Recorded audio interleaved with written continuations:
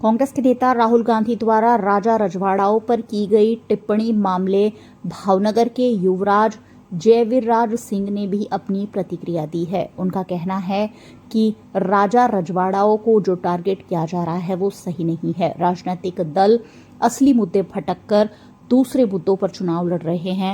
ऐसे में सभी को सोच समझकर वोट करना चाहिए। उन्होंने इस मौके पर राहुल गांधी के इस बयान की आलोचना भी की।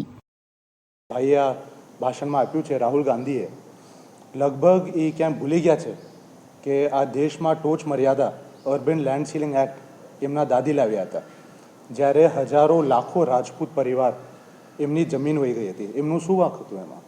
અને જો ઘણીવાર આપણે આવી વાત કરતા હોઈએ છીએ અને ખાસ અત્યારે ધ્યાન રાખવું જોઈએ કે આ વાત અમે એક સામાજિક દોર ઉપર વાત કરીએ અને રાજપૂત સમાજને આમાં જાગવું જોઈએ અને ખ્યાલ આવવું જોઈએ કે અગર આપને લાગે છે કે કોઈ નેતા અથવા કોઈ પક્ષ આપના ઇતિહાસથી ખિલવાડ કરે છે અથવા આપનું માન સન્માન નથી રાખતું, તો આપને જોવું પડે કે આપને પાસે ઓલ્ટરનેટિવ ચોઇસ છે કે નહીં.